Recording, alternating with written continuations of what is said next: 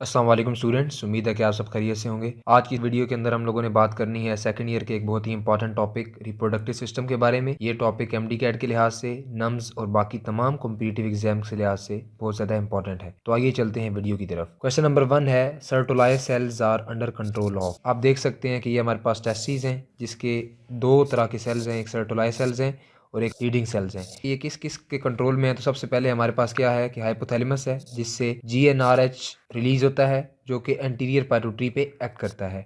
Anterior पाइट्यूटरी दो तरह के हार्मोन रिलीज करता है, FSH और LH। FSH सर्टोलाइज सेल्स के ऊपर एक्ट करते हैं और इनहिबिन सिक्रीट करता है और स्पर्मेटोजेनेसिस करवाता है, जबकि LH लीडिंग सेल्स जिसका काम है टेस्टोस्टेरोन सिक्रीट करना। तो क्वेश्चन में क्या था, सर्टोलाइज सेल्स किसके कंट्रोल में होते हैं? तो वो FSH इसको कंट्रोल कर रहा होता है। तो क्वेश्चन नंबर 1 का आंसर है चार्ली। जबकि अगर पूछा जाता है लीडिंग सेल्स LH के कंट्रोल में होते हैं जिनका काम है टेस्टोस्टेरोन की प्रोडक्शन करना। क्वेश्चन नंबर 2 है कि in a menstrual cycle of 24 days which of the following will be day of ovulation. Menstrual cycle में कौन कौन से फेजेज होते हैं? सबसे पहले हमारे पास 13 दिनों का होता है फॉलिकुलर फेज, जिसके अंदर फॉलिकल जो होता है वो मेच्योर होता है। डे 14 जो होता है ओवुलेशन का फेज होता है, ओवुलेशन का डे होता है। और उसके बाद हमारे पास जो स्टार्ट होता है वो होता है ल्यूटियल फेज, जिसके अंदर कॉर्पस ल्यूटियम बनता है।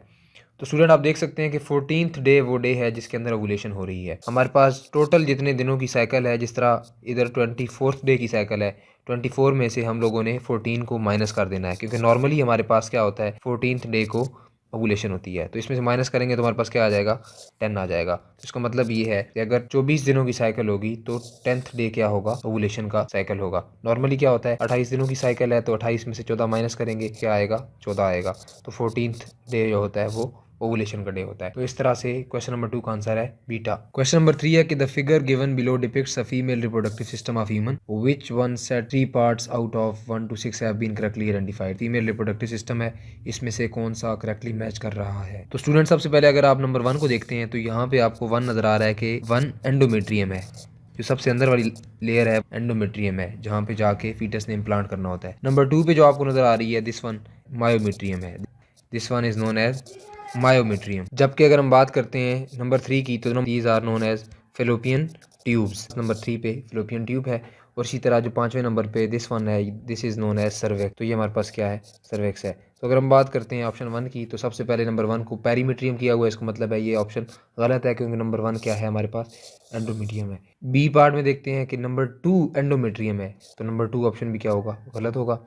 सी में हमारे पास क्या है 2 को मायोमेट्रियम, ये हमारे पास सही है। फिलोपियन ट्यूब 3 है और सर्विक्स भी हमारे पास क्या है 5 है। तो इस लिहाज से करेक्ट आंसर क्या है, चार्ली। क्वेश्चन नंबर 4 है कि sperm production in human age. तो स्टूडेंट एक चीज़ याद रखनी है कि स्पर्म प्रोडक्शन जो है इंसानों के अंदर वो एक कॉन्टीन्यूस प्रोसेस है। जबकि अगर बात करते हैं कि एग की प्रोडक्शन जो होती है, एग की प्रोडक्शन इन फीमेल्स एक ख़ास एज होती है जिसके बाद ये ख़त्म हो जाती है और उसके बाद हम क्या बोलते हैं, मीनोपॉज में चली गई हैं, मतलब they can not reproduce. Okay, question number 5 है कि it is the correct passage of sperm for the testes to the outside. तो स्टूडेंट हमारे पास जो स्टोर होते हैं स्पर्म वो होते हैं सेमिनिफेरस ट्यूब्यूल्स के अंदर। ये ट्यूब्स जो आपको यहाँ पे नज़र आ रही हैं जो मैंने हाईलाइट की हैं, सेमिनिफेरस ट्यूब्यूल से वो जाती हैं सीधा एपिडिडमस के अंदर और उसके बाद यहाँ से निकलने के बाद वो जाती हैं डक्टस डेफरेंस के अंदर, जिसको हम स्पर्म डक्ट भी बोलते हैं, और उसके बाद वो यूरिथ्रा से पास आउट हो जाती हैं। तो इसका करेक्ट आंसर हमारे पास क्या होगा, डेल्टा। सबसे पहले जाएंगी सेमिनिफेरस ट्यूब्यूल्स में, यहाँ पे आप देख रहे हैं सेमिनिफेरस ट्यूब्यूल्स, और उसके बाद यहाँ से निकल के जाती हैं एपिडिडमस में, और उसके बाद स्पर्म डक्ट में, और उसके बाद यूरिथ्रा में। तो क्वेश्चन नंबर 5 का आंसर क्या है, डेल्टा। क्वेश्चन नंबर 6 है एपिडिडमस इज। ये जो नॉर्मल टेस्टिस का स्ट्रक्चर है जहाँ से स्पर्म ने पास करना है, सबसे पहले हमारे पास सेमिनिफेरस ट्यूब्यूल्स आती हैं, यहाँ पे आप देख रहे हैं इस पिक्चर के अंदर। इन ट्यूब्यूल्स के अंदर स्पर्म जो है वो स्टोर होते हैं। यहाँ से जब बाहर निकलते हैं स्पर्म तो सबसे पहले आता है एपिडिडमस। एपिडिडमस का हेड आता है, बॉडी आती है, और उसके बाद क्या आती है, टेल आती है। और जैसे ही एपिडिडमस खत्म होती है तो उसके बाद वॉस डेफरेंस या स्पर्म डक्ट जो है वो स्टार्ट हो जाती है, जो कि यूरिथ्रा के जरिए से उसे ड्रेन कर देती है। तो सवाल ये है कि एपिडिडमस वो कहाँ पे मौजूद होता है? तो ये हमारे पास मौजूद होता है proximal part of vas deferens के अंदर। ये वास डेफरेंस जहाँ शुरू हो रही है उससे पहले एपिडिडमस मौजूद होता है। तो proximal part of vas deferens. Question number 6 का आंसर है बीटा। क्वेश्चन नंबर 7 की तरफ चलते हैं। Primary spermatocytes are formed from spermatogonia through. तो स्टूडेंट्स यहाँ पे हम देख रहे हैं कि मेल्स के अंदर जो स्पर्मेटोजेनेसिस वाला प्रोसेस होता है जिसके ज़रिए से स्पर्म प्रोड्यूस होते हैं, उनमें कौन कौन से प्रोसेस से गुजर के स्पर्म बनता है। तो सबसे पहले आप देख रहे हैं कि हमारे पास स्पर्मेटोगोनियल सेल्स था, उसके अंदर माइटोसिस हुई, स्पर्मेटोगोनियम बना। उसके बाद माइटोटिक डिवीजन के ज़रिए से क्या बना है, प्राइमरी स्पर्मेटोसाइट। तो क्वेश्चन में क्या था कि प्राइमरी स्पर्मेटोसाइट किस प्रोसेस के जरिए से बनता है, माइटोसिस के जरिए से। तो क्वेश्चन नंबर 7 का आंसर क्या होगा, बीटा। प्राइमरी स्पर्मेटोसाइट के अंदर फिर क्या होती है, मियोसिस 1 होती है जिसके अंदर सेकेंडरी स्पर्मेटोसाइट बनता है, फिर मियोसिस 2 होती है और अर्ली स्पर्मेटिड बनता है जिसके अंदर डिफ्रेंसिएशन होती है, फिर सेरोटोलाई सेल्स जो हैं इसको प्रेक्ट करते हैं जिस स्पर्म सेल बना देते हैं। तो ये एक पूरा प्रोसेस है स्पर्मेटोजेनेसिस मेल के अंदर, ये आप लोगों को पता होना चाहिए कि कहाँ पे माइटोसिस हो रही है और कहाँ पे मायोसिस हो रही है। क्वेश्चन नंबर 8 है, pick can incorrectly match regarding the males. इनमें से इनकरेक्ट कौन सा है। ए पार्ट है एपिडिडिमस स्पर्म स्टोरी। तो स्टूडेंट ये हमारे पास आंसर सही है, लेकिन हम लोगों ने करेक्ट देखना है। तो एपिडिडिमस जो है वो स्पर्म की स्टोरेज करता है, एक आंसर सही है। स्क्रोटम जो है थर्मो रेगुलेशन करता है। टेस्टिस के बाहर हमारे पास जो कवरिंग होती है वो उसका काम क्या होता है, टेम्परेचर मेंटेन करना, ये भी सही है। टेस्टिस के अंदर टेस्टोस्टेरोन की प्रोडक्शन होती है, ये भी सही है। जबकि यूरिथ्रा कैरीज यूरिन ओनली, तो ये हमारे पास आंसर गलत है। चूंकि इनकरेक्ट हमने देखना है तो इस लिहाज से करेक्ट आंसर वुड भी बीटा, क्योंकि यूरिथ्रा मेल के अंदर क्या करता है, यूरिन के साथ साथ स्पर्म भी कैरी करता है। तो ये हमारे पास क्वेश्चन नंबर 8 का आंसर होगा बीटा। स्टूडेंट क्वेश्चन नंबर 9 की तरफ चलते हैं कि oviduct in females open into. Student यहाँ पे आपको फीमेल रिप्रोडक्टिव सिस्टम नजर आ रहा है। सबसे पहले हमारे पास क्या है, ओवरीज हैं दोनों, और उसके बाद क्या है कि फेलोपियन ट्यूब है। फेलोपियन ट्यूब का दूसरा नाम क्या है, ओविडक्ट है। और वो ओविडक्ट किसके अंदर खुल रही है, वो ओविडक्ट खुल रही है यूट्रस के अंदर। ये क्या है, यूट्रस है। तो क्वेश्चन क्या है कि oviduct in female open into what, uterus. तो इसका आंसर क्या होगा, चार्ली।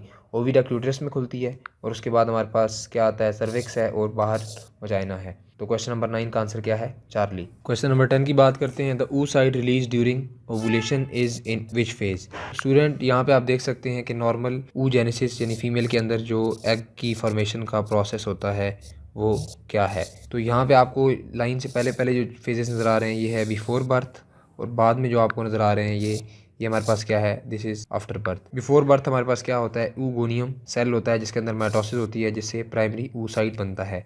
ये बर्थ से पहले प्रोसेस हो चुका होता है। और प्रोफेज 1 के अंदर सेल्स क्या हो जाते हैं, अरेस्ट हो जाते हैं। पबर्टी के टाइम पे क्या होता है, मियोसिस स्टार्ट होती है जिसके अंदर सेकेंडरी oocyte बनता है और वो अरेस्ट हो जाता है इन द मेटाफेज 2 स्टेज के अंदर। ये सवाल है ओवुलेशन के टाइम पे हम सेकेंडरी oocyte किस फेज में अरेस्ट होता है, तो वो हमारे पास होता है मेटाफेज 2 फेज के अंदर। तो ये आपने देखना है कि बर्थ से पहले प्रोफेज 1 के अंदर अरेस्ट हुआ है और ओवुलेशन से पहले हमारे पास मेटाफेज 2 के अंदर अरेस्ट हो गया है। और अगर स्पर्म की एंट्री होती है फर्टिलाइजेशन और उसके बाद जायगोट बन जाएगा, लेकिन उससे पहले पहले मेटाफेज 2 के अंदर अरेस्ट होगा। तो क्वेश्चन नंबर 10 का आंसर है delta. Okay student, question number 11 है कि peak level of LH correspond with. हमारे पास जो नॉर्मल मेंस्ट्रुअल साइकिल है उसके अंदर क्या है कि सबसे पहले फॉलिकुलर स्टेज आएगा जिसके अंदर LH का सर्ज होना स्टार्ट होता है, और जैसे ही पीक होती है LH सर्ज की तो उस टाइम पे क्या होता है, ओवुलेशन स्टार्ट हो जाती है। LH सर्ज जब होता है ओवुलेशन स्टार्ट होगी और उसके बाद ओवुलेशन मुकम्मल हो जाती है और उसके बाद ल्यूटियल फेज आता है। तो क्वेश्चन क्या है कि पीक लेवल LH का कब होता है, जब हमारे पास ओवुलेशन होती है। तो क्वेश्चन नंबर 11 का आंसर क्या होगा, बीटा, ओवुलेशन। क्वेश्चन नंबर 12 है कि द एंड और complete stop of menstrual cycle is called as. Complete stop जब मेंस्ट्रुअल साइकिल का होता है इसको हम मीनोपॉज बोलते हैं, जो कि आमतौर पे यूजुअली 45 ईयर ऑफ एज के बाद होता है। उसके बाद complete stop of menstrual cycle हो जाती है। स्टूडेंट क्वेश्चन नंबर 13 है कि release of FSH and development of primary follicle starts at. यहाँ पे आप डायग्राम के अंदर देख रहे हैं कि प्राइमोडियल फोरिकल्स जिनके अंदर प्राइमरी oocytes मौजूद हैं, ये स्टार्ट में क्या है कि at birth no further development until sexual maturity, primordial follicles ही मौजूद होते हैं। FSH और LH की सिक्रीशन कब होती है, जब मेच्योरिटी होती है, यानी कि पबर्टी के लेवल पे। प्राइमरी फोरिकल, फिर प्राइमरी फोरिकल से सेकेंडरी और उससे ग्राफियन फोरिकल, और उसके बाद ओवुलेशन स्टार्ट होती है। तो पबर्टी के लेवल पे हमारे पास क्या होता है कि FSH की सिक्रीशन होती है और LH की सिक्रीशन होती है, जिसकी वजह से प्राइमरी फोरिकल्स डेवलप होना स्टार्ट होते हैं। उससे पहले प्राइमोडियल फोलिकल्स जो है मौजूद होते हैं। तो क्वेश्चन नंबर 13 का आंसर है डेल्टा। क्वेश्चन नंबर 14 है कि follicular atresia is degeneration of. तो स्टूडेंट यहाँ पे नाम के अंदर से जाहिर है कि हमारे पास एट्रीजिया यानी कि ग्रोथ रुक गई है किसकी, फॉलिकल्स की। तो यहाँ पे आप देख सकते हैं कि प्राइमोडियल फॉलिकल था और उसके बाद हमारे पास क्या बना, एंट्रल फॉलिकल, और उसका एट्रीजिया हो गया यानी कि डी जनरेट हो गया। तो ये फॉलिकल की जो डी जनरेशन है उसी को ही फॉलिकुलर एट्रीजिया बोलते हैं। ओके स्टूडेंट, क्वेश्चन नंबर 15 है कि मेंस्ट्रुअल साइकिल बिगिंस विद। तो स्टूडेंट यहाँ पे आप देख सकते हैं कि सबसे पहले हमारे पास डे 1 से अगर स्टार्ट करते हैं मेंस्ट्रुएशन हुई। मेंस्ट्रुएशन होती है, ब्लड लॉस, एंडोमेट्रियम जो है वो एलिमिनेट होती है। उसके बाद यहाँ से असल साइकिल शुरू हो रही है जिसमें ग्रोथ फेज़ है। ग्रोथ फेज़ के अंदर हमारे पास क्या होता है, प्रोलिफरेशन होती है। तो इस फेज़ को हम क्या बोलते हैं, प्रोलिफरेटिव स्टेज। उसके बाद ओवुलेटरी स्टेज आती है जिसके अंदर ओवुलेशन हो जाती है, जहाँ पे आप देख रहे हैं। और उसके बाद सिक्रीटरी फेज़ आती है जिसके अंदर सिक्रीशंस बहुत बढ़ जाती हैं और एंडोमेट्रियम वस्कुलराइज होना स्टार्ट हो जाती है। और उसके बाद दोबारा से रिग्रेशन स्टार्ट हो जाती है, एंडोमेट्रियम एलिमिनेट। तो ये जो मेंस्ट्रुएशन वाला फेज़ है जिसमें एंडोमेट्रियम एलिमिनेट हो रही है, दरअसल यही फेज़ उन्होंने स्टार्ट में दिया हुआ है। और मेंस्ट्रुअल साइकिल असल में यहाँ से स्टार्ट होती है, यहाँ से प्रोलिफरेशन हो रही है। तो प्रोलिफरेशन के अंदर हमारे पास क्या होता है, फॉलिकल्स की डेवलपमेंट होना स्टार्ट हो जाती है।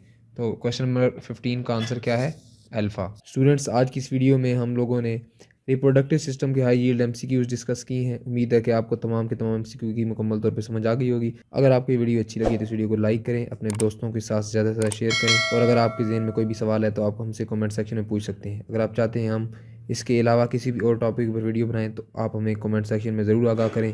मुलाकात होती है इंशाल्लाह नेक्स्ट वीडियो में, तब तक के लिए अल्लाह हाफिज़।